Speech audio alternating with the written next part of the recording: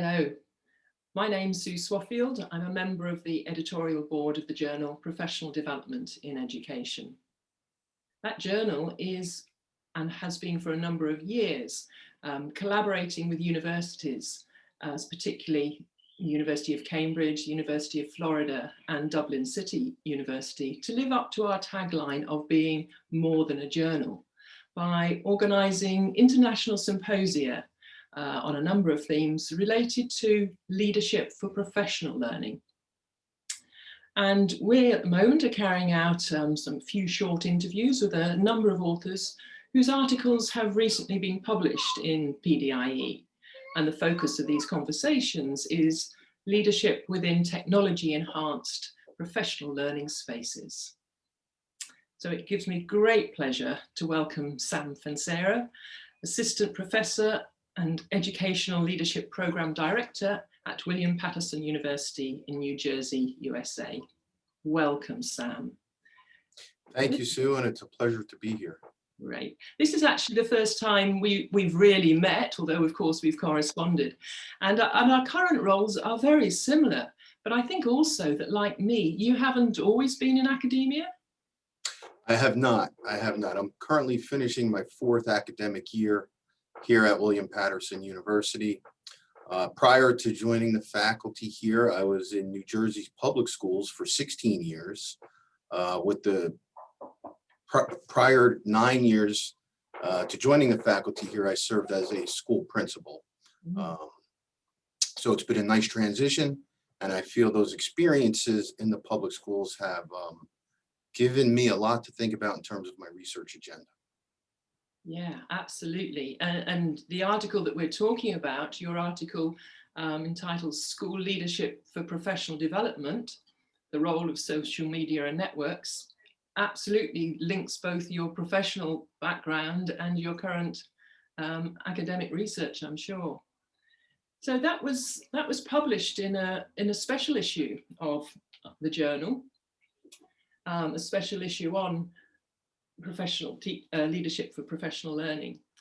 And obviously our conversation is about that article, but I wonder, before we go into any sort of specific detail, whether you could perhaps just sort of start by giving a brief introductory overview. Sure. So as a principal, I had mentioned I served as a principal before joining the faculty here at William Paterson.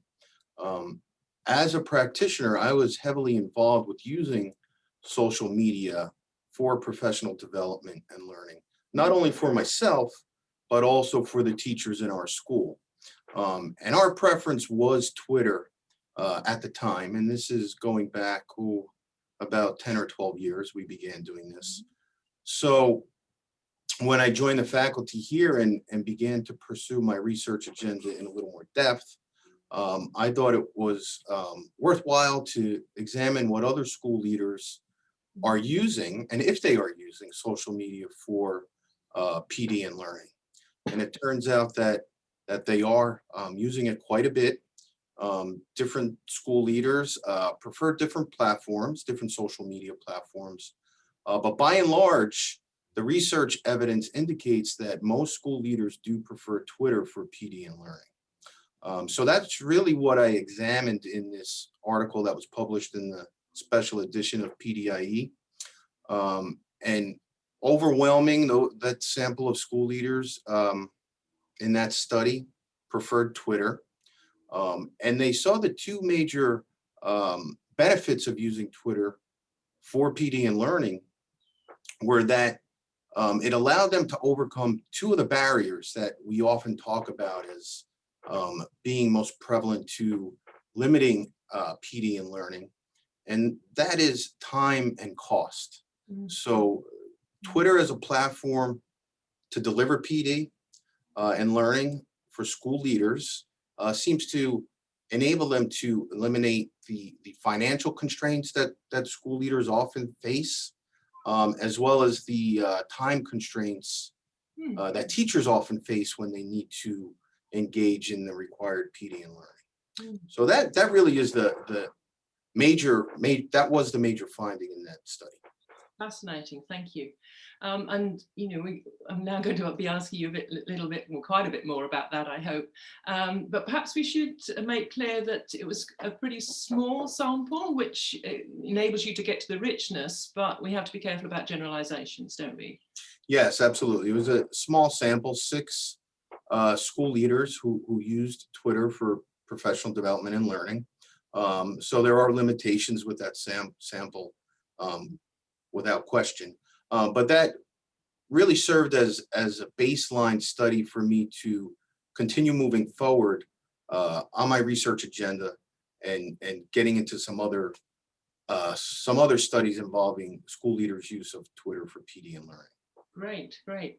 Well, let's carry on with what you found from your really in-depth study with those 6. You were able to carry out some pretty detailed interviews with them, I think, and really get to hear what they felt and their experience.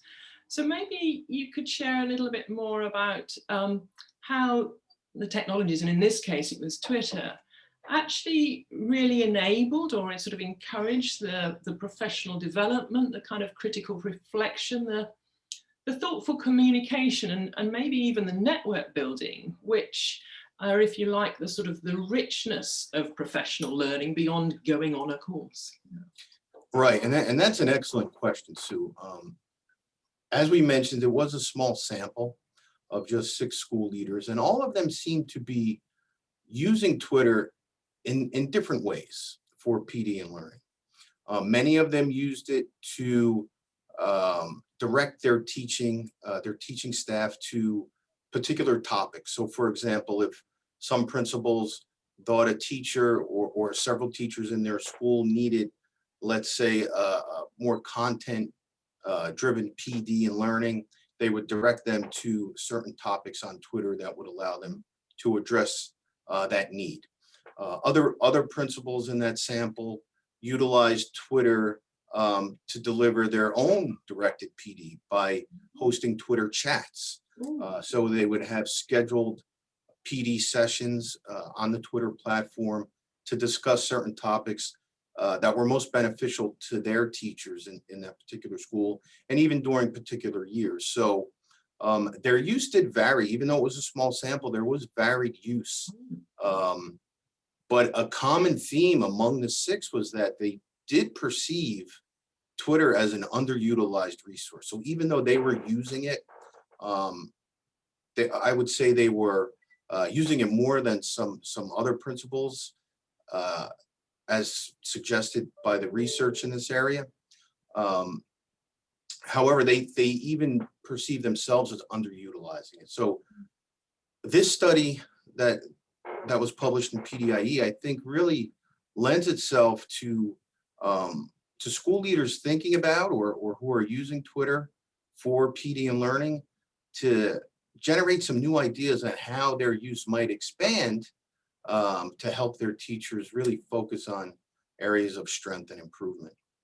Yeah, I mean, technology, which we're using more and more and more, of course, is perhaps really accelerating our thinking about models of professional learning, and particularly what school leaders, educational leaders can do to support the professional learning of their colleagues. Have you got any thoughts about where the kind of the broad models might go? And there's one thing to use technology. I mean, that's a use, but do you think they're tools? Do you think it fundamentally changes professional learning in any way? I'm not so sure it fundamentally changes professional learning. From the research that I've conducted, and I have a long way to go, I think we're seeing social media and technology in general really just optimizing the delivery.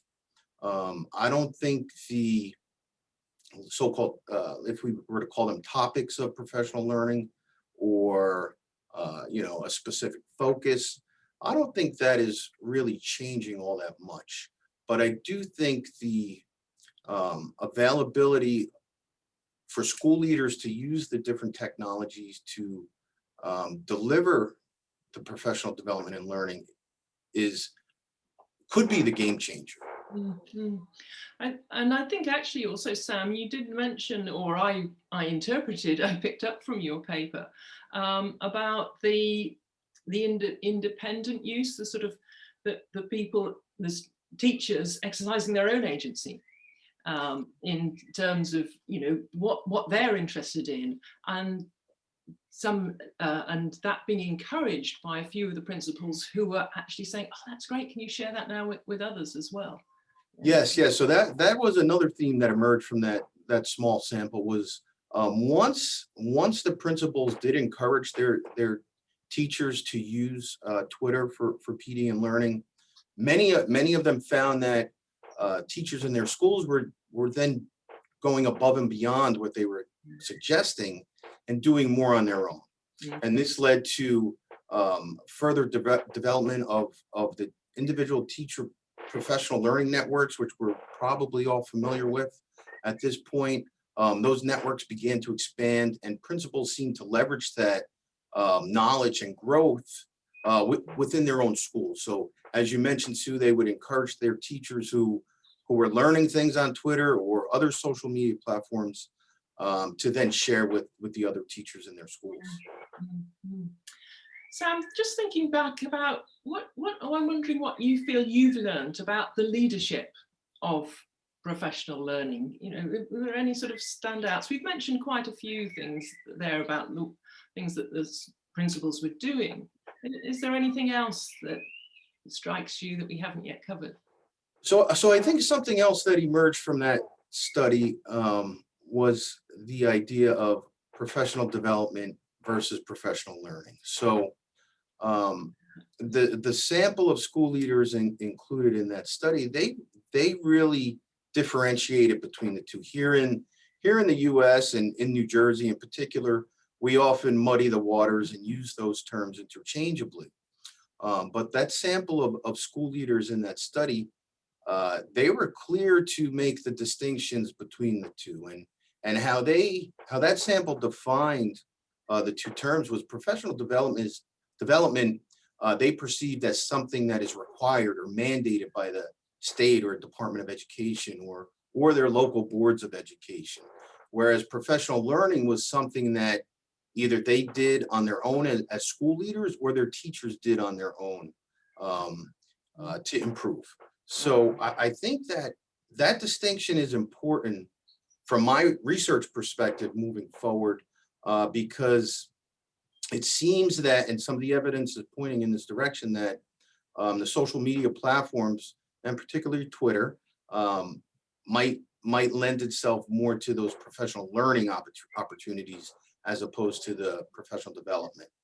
I think that distinction that the principals made, you know, about the mandated or the self-initiated, if you like, is very important. What it gets called, of course, is a debate that's been running in the journal for years and no doubt will continue to run as well.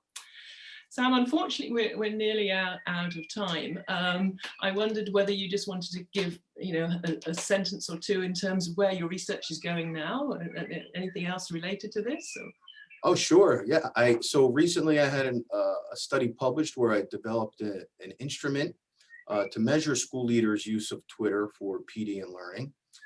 So the next step is now using that instrument to examine whether school leaders who do actively engage in Twitter as a PD and learning delivery tool, if we are seeing improved or if we're seeing improved educational outcomes in their school. So that's the next step.